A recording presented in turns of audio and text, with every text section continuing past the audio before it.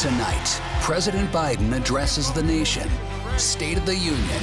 Live coverage and analysis tonight at 9 on CBS with extended coverage on the CBS News Stream.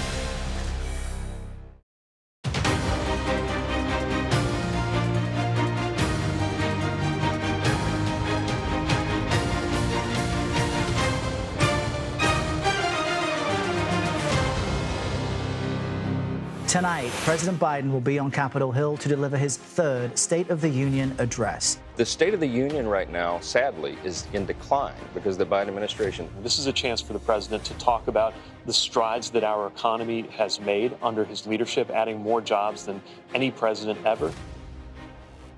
Hello, everyone. I'm Major Garrett. And I'm Caitlin Huey-Burns. Welcome to a special State of the Union edition of America Decides. Tonight at 9 p.m. Eastern, President Biden will give the final State of the Union address of his first term of his presidency. In his remarks, the president is expected to, not surprisingly, address economic policies, the border bill, Republicans rejected in the Senate, and the ongoing war between Israel and Hamas.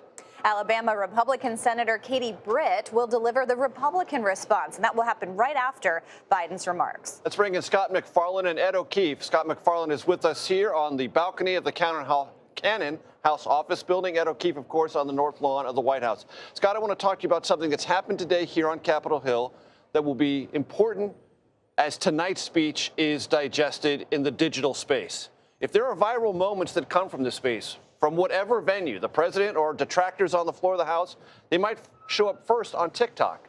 Today, something happened here regarding TikTok. What? TikTok's in deep trouble after what happened here today. This is a day that began with a markup, a preparation of a bill that would require TikTok to separate itself from its Chinese-based owner or face a ban. That proposal was voted on in a matter of minutes, and it passed 50-0. An indication Congress has a momentum towards moving on TikTok, and they just happen to be doing it the day of the State of the Union. And I'll say this, there was this effort by TikTok to flood the phones of Congress by putting on their app a recommendation to put in your zip code, find your congressman or congresswoman, give him or her a call. Well, they called, and after all those calls, Congress voted 50-0 against TikTok. Ed O'Keefe, to you at the White House. Lay out the White House orientation to this speech and some of the underlying goals for the president. Three main themes in this speech tonight, we're told by White House aides, Major. Focus on restoring and protecting democratic norms, democratic institutions, what they're going to describe as liberties, but really what they're speaking to are rights like access to abortion services, women reproductive rights, voting rights, and similar issues like that.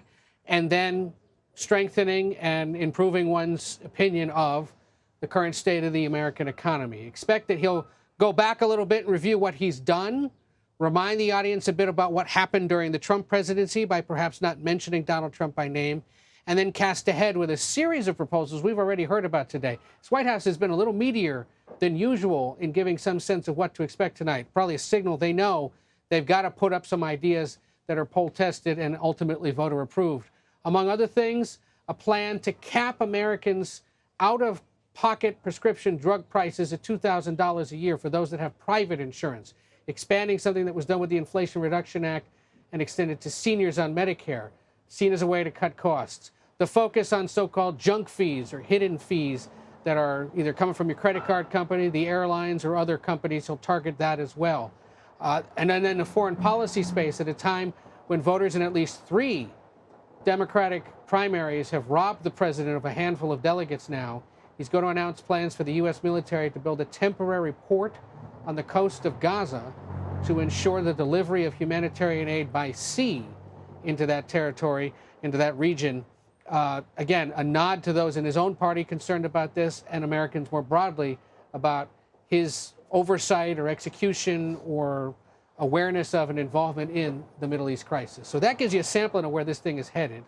And of course, the big test, I think many watching this will wonder is, can he get through a speech like this when he's known for his mumbles and stumbles?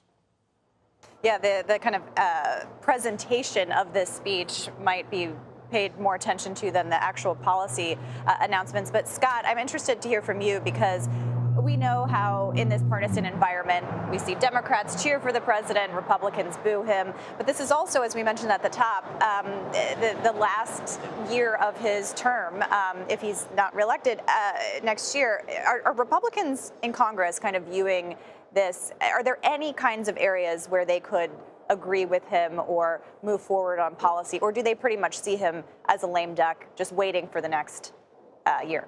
There certainly could be areas they agree. I'm interested how that manifests itself in the room, how they would articulate any support for a president they're trying so very much to beat next year. I know both parties talked to their members in the past 24 hours about decorum and behavior in the room. Republicans have asked their rank and file to hold off and avoid any outbursts, any taunting, any jeering. I think there may be a practical concern there because President Biden was invigorated by that last year. Draws energy from it. He drew a pause, a rest, and energy from that, exactly. Democrats, a few of them told me they're not going to try to shout down any Republican jeering because they expect the president will be energized by that. And why would you want to take away that logistical and leverage advantage for President Biden? That all being said, this has the feel of that 6-hour Super Bowl pregame show or the Oscars red carpet show. This has become a pregame dynamic in the State of the Union. Every member brings a hand-selected guest that will help them provide a message, a political message or a parochial message from back home. They're all making the rounds, all doing the interviews with their guest on their message of the day. So it's not just a messaging event at 9 p.m. Eastern time tonight. For those 535 people in the room, they've taken advantage of this long pregame show to make their arguments beforehand. And Ed O'Keefe, back to you at the White House. I get a sense, listening to White House officials, that yes, tonight is an event, but they want to extend it if possible, not just through the remainder of this week, but possibly through the entire month of March. Yeah, first of all, if this were a pregame show, there'd be a good concert right there behind you on the East Front, sponsored by Pepsi or something, Scott. So I don't know about this pregame dynamic you speak of. And the other thing is, in terms of bipartisan agreement, things they could work on, the TikTok bill is one of them. The National Security Council yesterday signaling that with a few tweaks, this is something the president could sign, even though his campaign now is using TikTok to get the word out. They are planning for an extensive travel schedule and campaign advertising schedule in the coming days, Major. You're right. The president headed tomorrow to the Philadelphia area, Saturday to Atlanta. We're expecting several more trips in the coming weeks. We were warned earlier today by a White House official here on the streaming network that the travel schedule is about to pick up pretty rigorously, both for the president and the vice president through the rest of the month, because not only is it about selling the State of the Union, more broadly now it's about selling him and his reelection. And it's something the campaign is going to help pay for. We know, for example, at the end of this month, he's got a huge fundraiser scheduled in New York City alongside Barack Obama and Bill Clinton, bringing the three Democratic presidents together for the first time to help raise a big chunk of money for a campaign that's pretty well funded. There will be other fundraisers and campaign events, New Hampshire on Monday among them. And so all of it now a signal that they're kicking into campaign mode. Frankly, they should be sending flowers and chocolates to Speaker Johnson for setting up the schedule this way, 2 days after Super Tuesday, now on the verge, essentially the beginning of the general election. Who couldn't ask for a better chance to capture America's attention tonight but the president, with the free advertising he'll get through the earned media and delivering his State of the Union address? Well, and Republicans are hoping to present a counter to that with Katie Britt, Scott, who is going to be giving the Republican response here. She's seen as a rising star in the party, a young member of the Senate. I think she's only 42, which we all consider very young here. What should we expect from her? Well, first-term member of the Senate. And when you have a former president running against a current president in an election, it's hard to make the change agent argument for either party. The Republicans put up a first-term new face, which helps them articulate a message of change, or we're going to change the dynamics of Washington. She offers that advantage. And demographically, what a contrast from the speaker before her. Young person, somebody from Alabama, a state that's critical in this moment in time because of the IVF court decision, which is a political bomb Republicans would like to defuse. Strategic decision that some Democrats have grumbled about, saying pretty smart strategic decision by Republicans. Scott, also remind our audience of something that was put in place last night around the United States Capitol. We are in a security posture that is higher than normal. A post-January 6 reality for the third State of the Union address in a row. There's a black iron fence, 7-8 feet tall, all around the Capitol campus. Perhaps it's just a message, a deterrent to any bad actors, but it really is A new dynamic we're getting a little too accustomed to. The People's House, open to everyone, surrounded by a fence because of what happened January 6th. Ed O'Keefe, back to you at the White House. How much of either tonight or the next couple of weeks for the White House and the Biden re-election campaign will be about not just the vision or the agenda going forward, but a reminder of the American experience under President Trump? Don't be surprised if you see a bit of it in the speech tonight, and don't be surprised if you see it constantly in the advertising that unfolds on the air, on your phone, in the digital space. I think there's a real push coming to not only reiterate the idea that what the current president's trying to do is a little more forward-looking, whereas what the former president's trying to do or would do would push the country back. One of the ways they're going to do that is when he talks about his age, you're going to hear him say, don't judge me by my age, but by the age of my ideas. I'm trying to push the country ahead. Trump and Republicans are trying to pull back progress by, among other things, going after IVF treatments and abortion services, making changes in voting rights and whatnot. It's a twist on an argument Bill Clinton, you'll remember, Major, made about Bob Dole back in 1996 when he said, I'm not concerned about Bob Dole's age, I'm concerned about the age of his ideas. Who has President Biden been spending a lot more time talking to in recent weeks? But Bill Clinton, who sees similar dynamics from 92 and 96 and what's about to unfold this year. It's an effective argument, they believe, and one the president's expected to employ. All right, we will be staying tuned to all of it. Scott McFarland, thanks for being here with us outside on this beautiful day. And Ed O'Keefe, I know you're outside as well in the North Lawn, so enjoying this weather. Thanks for being here. And President Biden, as we said, will highlight many of his top priorities tonight. White House Communications Director Ben LaBolt will join us next to discuss the speech. But before we go to a break, throughout this hour, we're going to take a look back at memorable State of the Union moments. 8 months before his resignation, Richard Nixon addressed Watergate head-on. I believe the time has come to bring that investigation and the other investigations of this matter to an end. 1 year of Watergate is enough.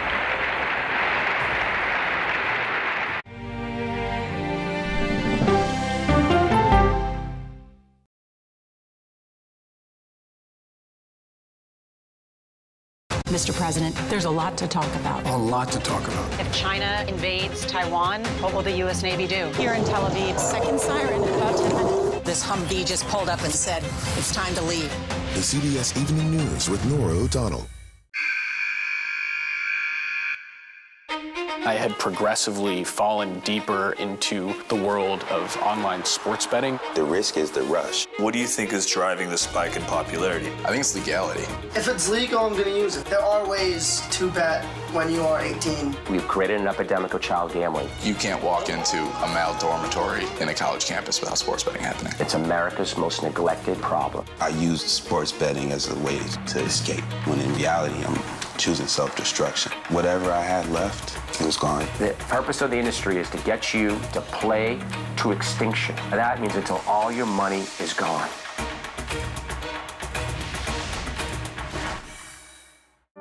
Stories start with the who, what, when, and where. But it's why it's important to you that matters most. Knowing what to ask is how you open the door to a deeper understanding. See you on Prime Time, streaming free everywhere.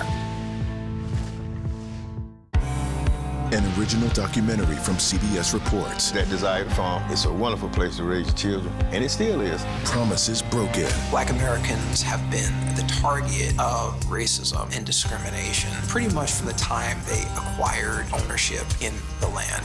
Costing black farmers hundreds of billions in generational wealth. They did everything to make sure we were run off that land. But communities are uniting to continue the fight. Collective ownership is powerful. To keep their land and their dreams alive. To watch my children play on land that we own means everything. So land is power. Most definitely. 40 Acres and a Mule, now streaming on the free CBS News app. An original documentary from CBS Reports. Tensions rising between a powerful country and a vital island. The supply of this technology came grinding to a halt. The world would grind to a halt. Absolutely. As Taiwan faces threats and aggression, Taiwan is on the front line, and we understand our responsibility as a democracy. We cannot fall. CBS News examines whether they can defend themselves. Putin, Ukraine, China, Taiwan, there are manifestations of the battle between autocracy and democracy. And that is a fight that we're all engaged in. Defending Taiwan, now streaming on the free CBS News app. When weather turns extreme, Record-breaking storm surge and devastating wind. every second counts. The mud punched a hole right through the wall. See, hear, feel the forecast. Tonight on the CBS Evening News with Norah O'Donnell. Welcome back to a special hour-long State of the Union edition of America Decides. Tonight, quite obviously, seen by the White House, is a pretty big opportunity for President Biden to connect with voters ahead of a very likely rematch with former President Trump. I mean, that's where it's going. We all know that. White House Communications Director Ben LeBolt joins us now from the White House. Ben, you were quoted earlier this week saying, the State of the Union address is simply not absorbed nationally the way it used to be. It's not one of these mega media events in which the country collectively takes it all in. What do you mean by that, and how do you try to either take advantage of or adapt to that underlying media consumption reality? Sure. Thanks for having me, Major. Well, that's something we think about every day, is how to reach the average American across the country that's focused on other things and may not be focused on political news. They're going about their daily lives. And so we do expect the president will see the largest television audience that he'll see all year tonight and have a chance to lay out his agenda and vision for a second term. But at the same time, he's going to take his message on the road in the days ahead. He's going to go to Philadelphia on Friday. He's going to go to Atlanta this weekend. He'll head to 3 more states next week to make sure that he's having this discussion directly with the American people. We've also, in addition to sitting down with anchors and reporters across the building, booking guests on shows, we've had digital influencers that have huge reach, millions of people on digital that reach a younger audience here at the White House. So we're hoping to reach Americans through all sorts of platforms this evening. And Ben, it's Caitlin. What is unique about this week is that we are just on the heels of Super Tuesday. As we mentioned at the top, this is seen as kind of the kickoff to the campaign. Can we expect the president to mention his likely expected rival, Donald Trump, in this speech tonight? Will we hear him mention him by name? Well, there's a few key components to the speech. I can give you the top lines of those themes and how the president is thinking about it. The first is defending our democracy at this critical moment, coming on the heels of January 6th, where we saw insurrectionists try to overtake the Capitol and overturn the election results. The president's going to call on the American people to defend democracy. Secondly, he's going to stand up for rights and freedoms and individual liberties that have been under assault since President Trump appointed Supreme Court justices that overturned Dobbs, and you've seen a whole host of implications, choice under assault, IVF, contraception under assault as a result of that. He's going to talk about continuing our progress on the economy. 15 million jobs have been created under this president, more than any other in history. Inflation's down by 2/3.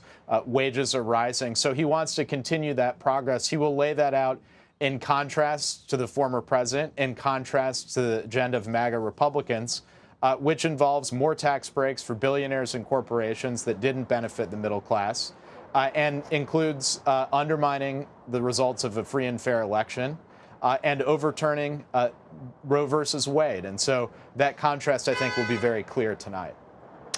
Ben, I've talked to several people attached to the campaign who say one of the rejoinders that the campaign will have is get the job done or finish the job. But you know as well as I do, and polls are not fixed things, but right now they say that the president's underwater in terms of approval on economy and immigration. And if you tell the American public frustrated on those two issues, you're going to finish the job, well, they may be telling you they're not satisfied with the job done so far. So how does telling them finishing that job they're not pleased with is going to work? Well, you know, Major, I think we've been through a pandemic, and we now have the strongest economy in the world. We've been through a supply chain crisis that impacted inflation globally. We were at 9% a year and a half ago. We're at 3% today. And what you look, if you dig into the numbers, consumer confidence is rising. You've seen it increase by 25% over the past couple of months. That's the largest rise in 30 years. And so there's an opportunity for the president to make his case to the American people. He's going to propose new things tonight to lower costs for the average American. Insulin's now capped as a result of this president at $35 for seniors, prescription drug costs at $2,000 for seniors. He wants to extend that to all Americans if he has the chance to serve again. He's also going to talk about new sectors that he's going to go after. So providing mortgage relief, for example, $5,000 a year to first-time home buyers. He's got a specific set of policy proposals here to lower costs. And what are Republicans offering? Nothing but more tax cuts for corporations and billionaires on the backs of the middle class. And Ben, just in the few seconds we have left, how much pressure is on the president to on the performance element of this speech? Well, look, I think, those of us who follow the news closely, we see the president give compelling speeches multiple times a week, take tough questions from reporters multiple times a week. But the average American, they're taking their kids to school, they're going to work. They usually don't sit around for an hour-long speech, but many more will tonight. And so just seeing the president, hearing his vision, hearing everything we've accomplished together as a country over the past 3 years, rebuilding the economy after a very tough time, that's an opportunity for the president to make his case. And so he has that same vigorous performance every day here at the White House and out on the road. But as we talked about at the top, it's just harder to reach people. Tonight, he certainly will reach people with that message across the country. All right, Ben LaBolt, thank you very much for your time. We appreciate it. And immigration, as we were just talking about, has emerged as a top issue for voters ahead of November. A CBS News poll finds nearly half of Americans call the situation there a, quote, crisis. Our Camilo Montoya Galvez, who covers immigration for us, joins us now from Del Rio, Texas. Camilo, good to see you. Thanks so much for being with us today. What are you watching for in the president's address tonight? You've been covering all the latest with this attempt to put forward immigration policy. What are you looking for in the speech tonight? Caitlin, whether he likes it or not, immigration has clearly become a defining issue for President Biden's presidency, one that is playing a major role, as you both underscored, in this election for president in 2024. We should expect President Biden tonight to remind the American public that Republicans in Congress demanded sweeping restrictions on asylum here at the U.S.-Mexico border in exchange for supporting additional border operational funds and additional aid to Ukraine and other allies across the world. But when the White House and a bipartisan group of senators released a compromise that would do just that, including sweeping reforms to the asylum system, Republicans immediately rejected it, mainly because of political reasons. That is going to be his argument. He is going to blame former President Donald Trump for the collapse of this deal. As you know, former President Trump is again trying to make this a top issue central to his campaign, and he is hoping that it will once again propel him to the White House. He is promising mass deportations, tougher policies here at the border, and an end to birthright citizenship. And this wall behind me, built under his administration, is a towering reminder of how central this issue is to former President Trump's political career. Camilo, I want to ask you something that at the surface sounds very simple, but I know has many layers to it. Already today, Republicans have been quoting all sorts of numbers about illegal immigrants or undocumented immigrants who have come into America during the Biden administration. Former President Trump said that number is 20 million. Other Republicans I've heard quoted say 8, 9, 10 million. Is there any way to communicate exactly or with some kind of precision what that number actually is? Well, Major, that is a complicated question, so bear with me. Customs and Border Protection over the past 3 years has recorded roughly 7 million migrant encounters here at the border. That is a record, but that number does not represent individual migrants because many of these migrants are crossing multiple times and are being counted in those tallies multiple times. It also does not mean that 7 million people who cross the border illegally are still here in the U.S., Major, and that is because the Biden administration has carried out nearly 4 million deportations or expulsions during this time period. So that's more than half of that 7 million figure. It is true that 7 million people have been released from U.S. border custody with cases that take years to complete, Major, because the asylum system is so massively backlogged and under-resourced. But it is also true that these migrants are allowed under U.S. law to request asylum, and the only entity in Washington, D.C., Major, that can change that is Congress. Right now, U.S. law allows those who are physically here on U.S. soil to request asylum, even if they enter the U.S. illegally. And Camilo, I mean, we're standing here in Washington, but you are at the border, and I think there's a really important contrast to be made between the policy and the discussions and kind of the hypotheticals being talked about in this building versus what you see on the ground. And I'm curious, people that you've been talking to and you're reporting over the past few days or so, are they paying attention to tonight's speech, or are they, there's a desperation for some kind of solution? Well, Caitlin, for the past few weeks, we have been talking to residents here in Del Rio and Eagle Pass and other towns across the U.S.-Mexico border. And a common theme in those conversations, Caitlin, has been the urgency of federal action on this issue. They feel that the federal government has abandoned them on this issue and that this humanitarian crisis at the border is hurting communities here at the border economically, in terms of social services, from a public safety perspective, and that it also has pretty dire humanitarian consequences for the migrants. We have seen record numbers of migrants dying trying to get into the U.S., either drowning in the Rio Grande or dying of dehydration in the Arizona and California deserts. So it is something that is on top of mind for many American voters here along the U.S.-Mexico border, and they want Congress and the president to work together. On the scene for us in Eagle Pass, Texas, Camilo Montoya Galvez, thank you so very much. Ahead, we will hear from some members of Congress attending tonight. But first, the best way to prevent gun violence has been debated here in Washington for decades. You know that as well as I do. In President Clinton's final State of the Union address, he proposed what he called a transformative plan for handgun purchases.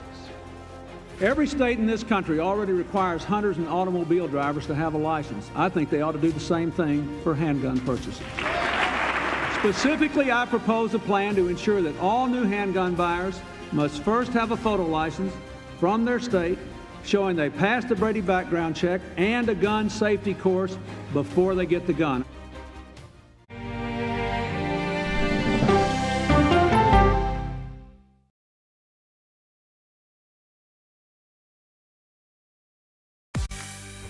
On our places, bright shiny faces. When you wake up in the morning, we want to be your go-to team. Nate has one of the quickest minds I've ever seen. Tony has a way of making people feel comfortable. Gail has this unbelievable knack to ask the question that you're asking at home. I've been told I could talk to a tree, and that's pretty much true.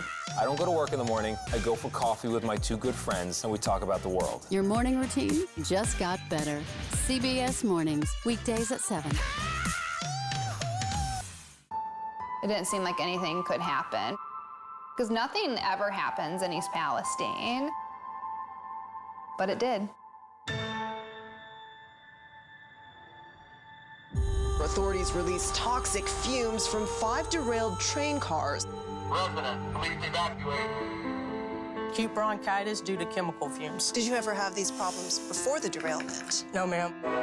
This neighborhood's not safe no more. We can assure the community that there's not vinyl chloride entering their communities. Then why are there so many people feeling these various symptoms of bloody noses or difficulty breathing or bronchitis? That's a hard question to answer. We're talking about one of the most blatant releases of a mixture of some of the most toxic chemicals that we've seen in America. I feel like now I have a duty to warn other communities. If my daughter has to watch me die of cancer, at least it saves someone else.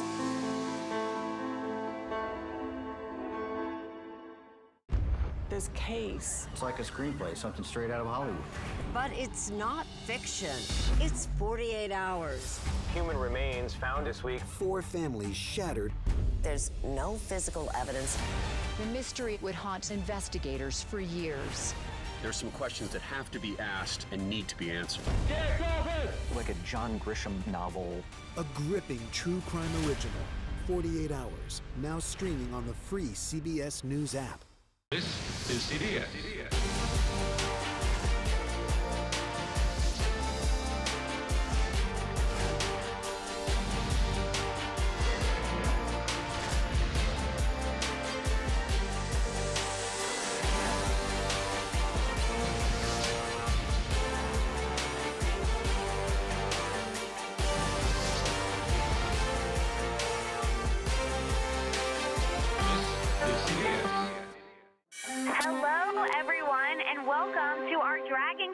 here in space. Sightseers in space, the thrill of a lifetime. Seeing the Earth from space, it was so exhilarating. But the risks that come with the territory. There have been 4 fatal accidents. That's a 1% fatal accident rate. Might make you look before you launch. If you had 1 out of 100 airplanes falling out of the sky, we'd have a public crisis. Space tourism, now streaming on the free CBS News app. Welcome back to a special State of the Union edition of America Decides. We are following pre-reaction. Can't have reaction yet. Speech hasn't happened yet. Pre-reaction from Democrats and Republicans, of course, ahead of tonight's State of the Union address. CBS News' Nicole Killian joins us now. Nicole, you've been talking to members of Congress. What they say? You know, what's interesting about this State of the Union is that when you talk to Democrats, they say that they want to hear about issues like the economy, what the president's message is going to be with respect to democracy and protecting reproductive freedoms. When you talk to a lot of Republicans, they say they're just not interested. Take a listen to some of the members that we talked to earlier today. I stopped listening to President Biden months ago. I think most of America stopped listening to what President Biden has to say. His words do not match up his actions, and we've given up on him. Just like he's given up on us that live along the border. So when my GOP colleagues say that they really don't want to hear from the president, I take them at their word. They have lost the arts of democratic dialogue and compromise. I want to hear his call for an immediate and lasting ceasefire in Gaza. I want to hear about him calling for the release of hostages, but also those being arbitrarily detained. I want to hear him say Laken Riley's name. He's not recognized. Laken Riley, 22-year-old nursing student who was murdered. He hasn't recognized her, hasn't recognized her family, and the tragic loss that they're having a very hard time dealing with. And I think he needs to apologize to America. So again, that was Congresswoman Marjorie Taylor Greene, who did say she did want to hear from the president with respect to Laken Riley. Of course, we know the House just passed the Laken Riley Act, which basically would allow the Department of Homeland Security, ICE, to detain immigrants who commit theft-related offenses. So this is in response to the murder of that nursing student in Georgia, obviously an attempt by House Republicans to put the border front and center. Not just the border, but once people are inside the country, if they are or become aware of local law enforcement, that they should do something about it and not release as this alleged killer of Laken Riley did.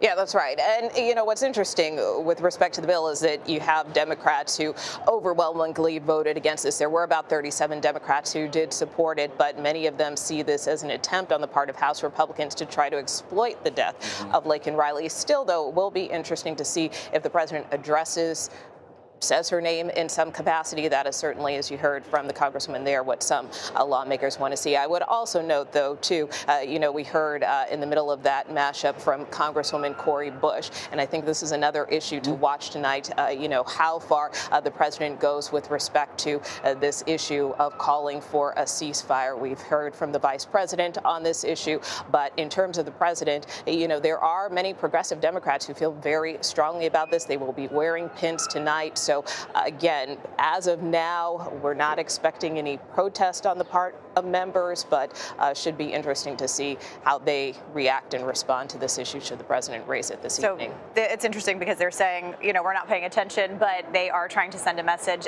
Really quickly, the speaker has an interesting guest tonight as well. He does. He has invited the parents of Evan Gershkovich, correct, the Wall Street Journal reporter. And this is significant, obviously, because this puts the issue of Russia and Ukraine certainly front and center, even at a time where the speaker is not committed to putting forth a bill to address Ukraine aid. Still, it's in a holding pattern. Yeah, that contrast is fascinating to watch. Nicole Killian, thank you so much. We know you'll be watching tonight as well. And let's bring in Bob Costa, who joins us now from the newsroom in our Washington bureau. Bob, good to see you. So we've been talking tonight about how this is the State of the Union, of course, but it's also seen as kind of the kickoff for Biden's re-election campaign, especially coming on the heels of Super Tuesday. What are you looking for in terms of a campaign pitch here? It's great to be with both of you. Wish I was standing outside on Capitol Hill. I'm sitting here in the bureau. I don't know what straw I picked today at CBS. But look, for a lot of voters, this is not just the kickoff for the Biden campaign. This is the kickoff of starting to pay attention to what's going on in Washington. I mean, President Biden is so unlike his predecessor, former President Trump, in terms of trying to get headlines all the time, being this almost celebrity force in American politics. So for many Americans who I've spoken to on the campaign trail in recent weeks, they say the State of the Union, that's a time they're just going to listen.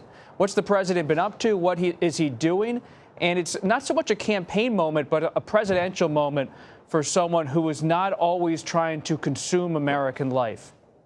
And Bob, it's clear that former President Trump is also in campaign mode. He has been in it today on his social media platform. He intends to be on it tonight in a sort of rapid response way.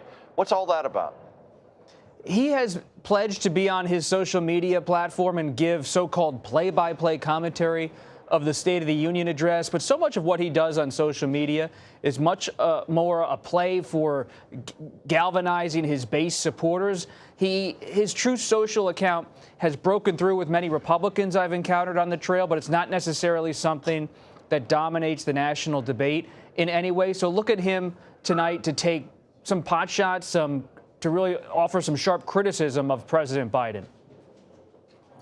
And Bob, we are also going to hear from Katie Britt, the Alabama senator. How should we kind of look at this speech tonight? I think we're all also kind of in this campaign lens, looking at people who may be selected or maybe that the former president may be looking at to join the ticket or be a face of the campaign. It's interesting. You and I have covered Capitol Hill together for a while, Caitlin, and so often people are talked about as vice presidential contenders when it comes to getting this response to the State of the Union. But it can also be perilous for so many aspiring politicians. I remember Senator Marco Rubio reaching for the water bottle. You remember that moment? Or Bobby Jindal, the former governor of Louisiana, having kind of an awkward setting for his response to a presidential speech. So Katie Britt, a young senator considered dynamic by many Republicans, a future star of the party, maybe even a star tonight in the eyes of Republicans. But at the same time, this is a speech that is very limited in scope. You don't have a ton of time, so it might be an introductory moment for her to the country, but it's not necessarily something that's going to secure her a spot on the ticket unless she really hits it out of the park. As Bobby Jindal remembers, beware of the State of the Union staircase. Bob Costa, thank you very much. We have a lot more coverage from Capitol Hill ahead. Next, we will bring in Senate Minority Whip, John Thune of South Dakota, to discuss tonight's State of the Union address as well as his endorsement of former President Trump. But before we go, just months after the September 11th attacks, President George W. Bush used the State of the Union to call out North Korea, Iran, and Iraq. The address was remembered as a staple of his administration's foreign policy. Iraq continues to flaunt its hostility toward America and to support terror. States like these and their terrorist allies constitute an axis of evil, arming to threaten the peace of the world by seeking weapons of mass destruction.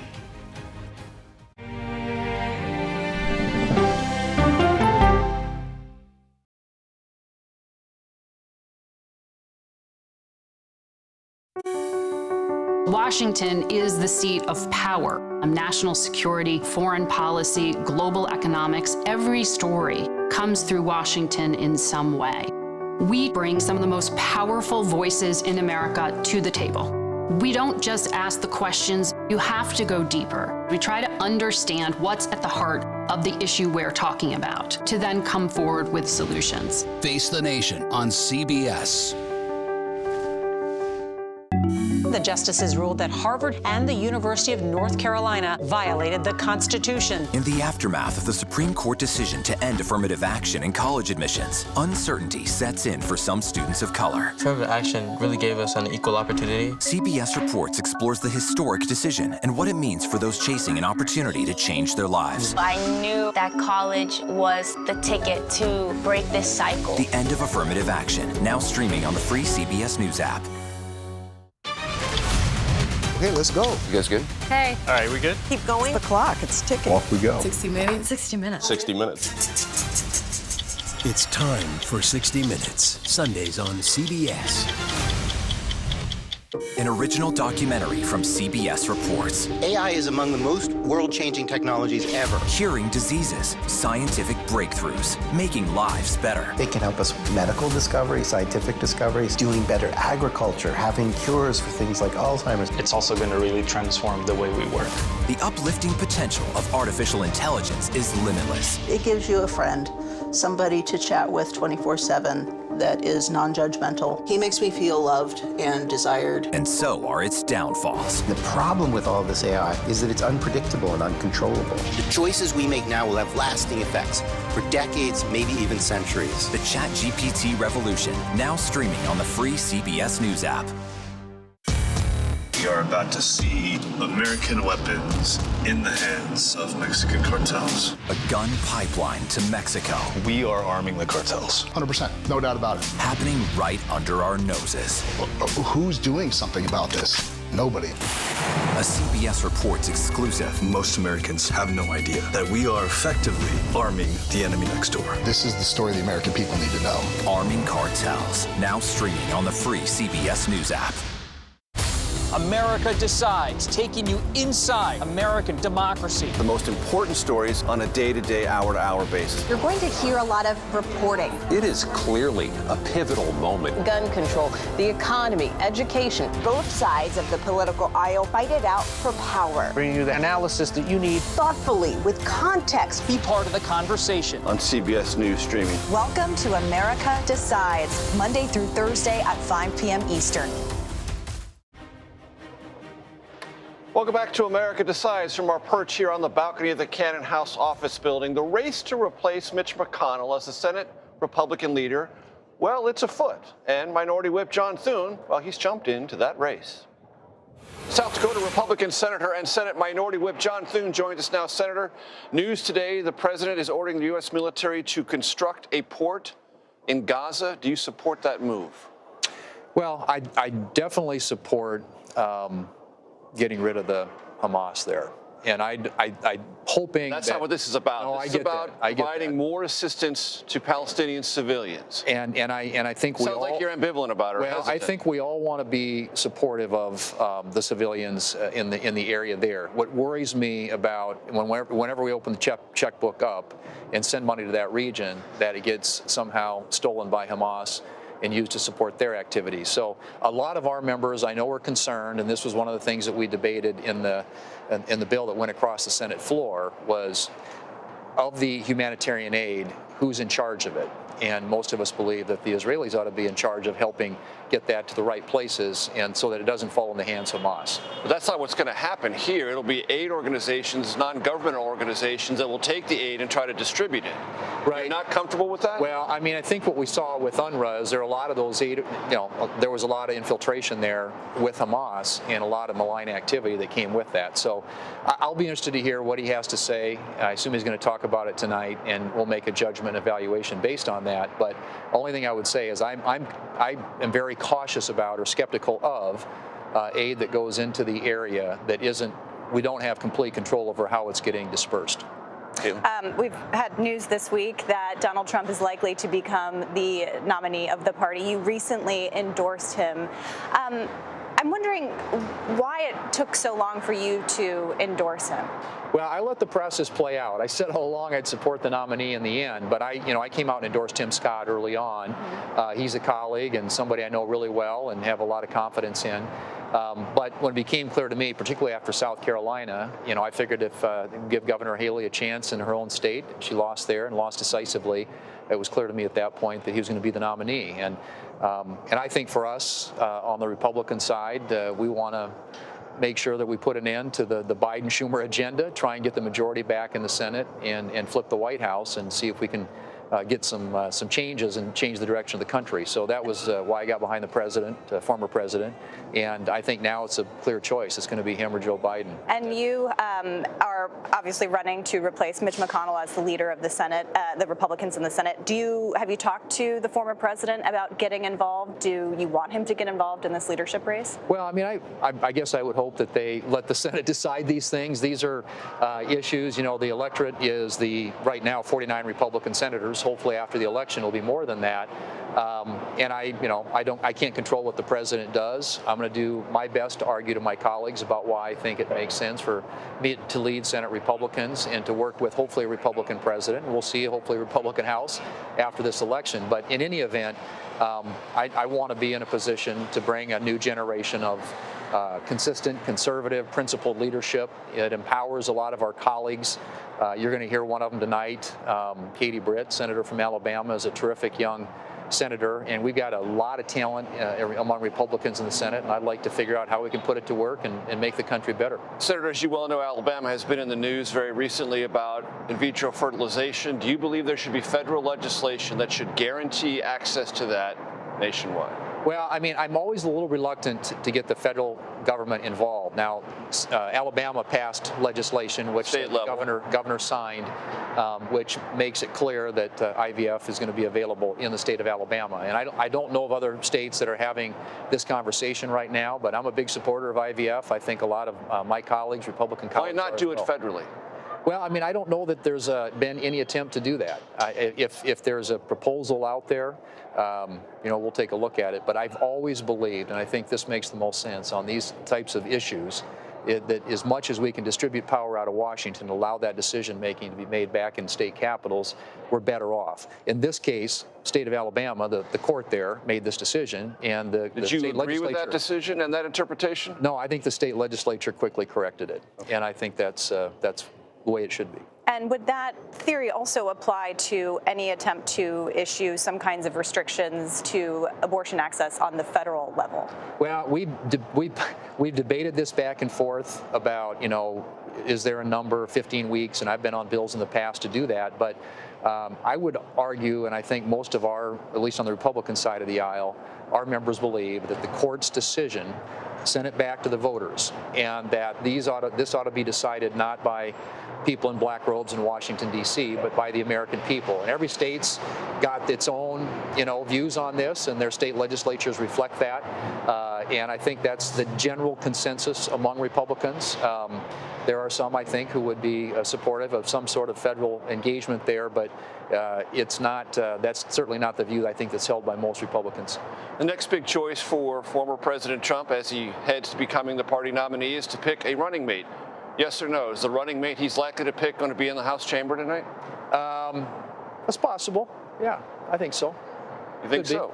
Well, I mean, I don't know who he's going to pick. You guys I think we're all that's a guessing game that everybody's involved with. But there are some options, and clearly members of Congress, both House and Senate, who are on that list, and of course, they're certainly vying for it. They're certainly like I said, I mean, I supported Tim Scott when he was running for president. I think he'd be a great pick for vice president, but there are others out there who would be very capable as well. Senator John Thune, thank you so very much. We have to go. Thanks, Major. Thanks, Caitlin. Good to see you. You too. See you down the road. Sounds good. And presidents spend days, or even more than that, putting together their State of the Union addresses. A former speechwriter for former President Obama joins us next to discuss what goes into it. But before we go, speaking of former President Obama, during a 2009 joint session to Congress address, got that, it took me a minute, President Obama was famously interrupted when a Republican congressman yelled, quote, "You lie."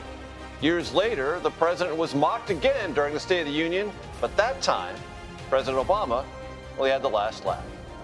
I have no more campaigns to run. My only agenda,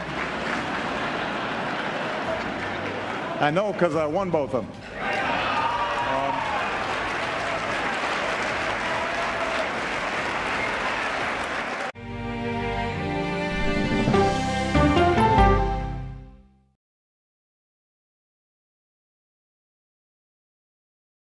Go to the ends of the earth. Right now. We got something crazy.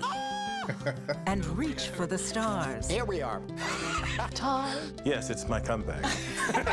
Hey, this is pretty fun. But wait, there's more. Experience thought-provoking. Welcome to the idea of being a human being. Innovative and truly original reporting. Look through a telescope and go, wow. Because there's always something new under the sun on CBS Sunday morning.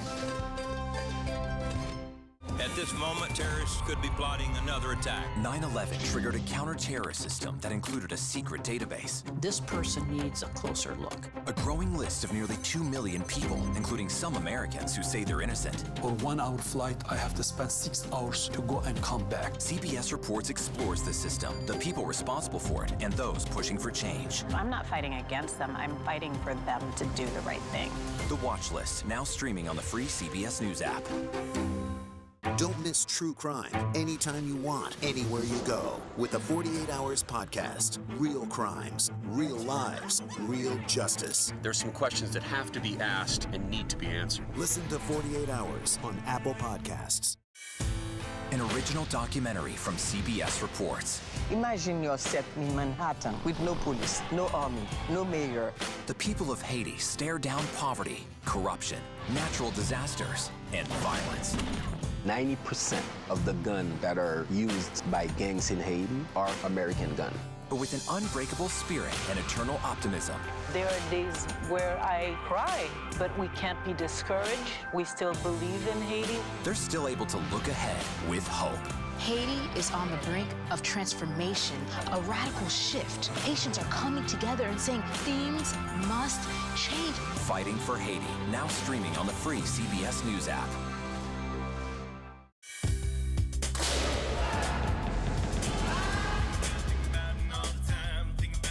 Everybody wakes up in the morning and they are pelted with alerts that frighten them, news that agitates them. With this show, we have the time to explain what's going on. These migrants, they've been released. Explain the status that allows them to be released, to slow things down a little bit. What are the big sets of questions for China and its ambitions? Hackers are stepping up their attacks to extort victims. Let's start with easy. Who's attacking? Here's a deeper understanding of what's happening.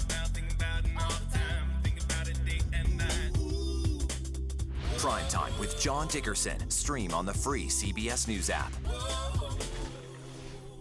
When you wake up in the morning, we want to be your go-to team. On our places, bright, shiny faces. I don't go to work in the morning. I go for coffee with my 2 good friends, and we talk about the world. Your morning routine just got better. CBS Mornings. Welcome back to this special edition of America Decides. The White House said today that President Biden spent some of the hours this afternoon fine-tuning the State of the Union address. Trust me, that's an elastic concept. Former speechwriter for former President Obama and author David Litt joins us now. What does fine-tuning mean just hours before the speech, David? I mean, come on. Fine-tuning, I think, is one of those great political euphemisms. Right? It could mean a lot of different things. Could mean just about anything. Yes. I think one of the things about, I was to say Vice President Biden, as he was when I was working for the president, he was very known for working with the speechwriters. He's going to be working with them right up until the last minute. Sometimes they might be bigger changes. They could also be a word here or there, a comma. And sometimes those are the things that make a big difference in the speech. And we were talking earlier about how these speeches can be long. This is seen as kind of a kickoff to the campaign. Is there a way to kind of get everything in a shorter period of time, or do they have to be these kind of big, robust speeches? Well, if there's a way to do a short State of the Union that you know of, I think every speechwriter would love to know it. But they do get long. The big difference now, even compared to a couple of years ago, is so many of these moments are going to live on social media. So 30 seconds at a time, and that might be what many people see. That might be all they see of this speech. So it's this long speech made up of these discrete moments. And how do you create a discrete moment when one of the obligations of a speechwriter is to prevent a narrative arc? So I think it's a real challenge because you do want to tell this big story, but you have to meet people where they are, and where a lot of people are right now is the internet. And so I think one of the best ways to do it, you're going to see the guests who are, not the president, but are people who represent often the best of America, and those moments, those interactions. And that's a big deal for President Biden because he's always been best one-on-one. He's just so great as a retail politician. So I think if he has a moment tonight where he's really connecting with an individual that people can empathize with, that's going to be a really special thing. That might be the kind of thing that kind of has legs online after the speech. And are there ways to encourage kind of these organic moments? I mean, leading into this, we played that clip from former President Obama, and we've seen that from President Biden before, too. How much does that allow? Moments for spontaneity. I think spontaneity is always hard to manufacture. Right? That's the eternal challenge. By definition, yeah. But I think the important thing with the clip you played from President Obama earlier and also President Biden's challenge tonight, the State of the Union didn't used to be interactive, right? This used to be a sort of one-person speaking speech, and I think it is now almost expected that we're going to see back and forth. So this is something that might come up, and I think it might be something that, in some ways, again, it does kind of play to Biden's strengths. He's always liked to mix it up a little bit, so I think it might be more fun. David, when the budget's written, everyone's putting their requests in. Also, agencies put their requests in for State of the Union. That's one of the reasons it gets longer, right? Yeah, absolutely. I mean, it's always a huge challenge for speechwriters in any speech, but especially a big defining speech like a State of the Union, because if you work for a federal agency, you might spend all year trying to get your policy priority into this speech, and it ultimately ends up, some speechwriter who doesn't know anything about that policy, i.e. someone like me, is going to end up deciding, is this the thing that the president says? Is this the thing everyone's focused on? Or is it something else? So it is a little bit competitive in that way, and there's good reason for that. And go ahead, Caitlin. I was just going to say, well, one thing about being a former speechwriter is tonight you can just sit back and relax and without the pressure of having to see the words being written. Yeah, we need to thank you. We need to thank you very much, although we could talk about this for a while because it's fascinating. David, thank you so much for being here. We appreciate it. And that does it for us today. Our coverage continues right after the break. We'll be back with a special hour-long edition of America Decides at 8 p.m. Eastern ahead of the president's speech. Prime Time with John Dickerson continues our coverage previewing the State of the Union at 7 p.m. Eastern. You're streaming CBS News.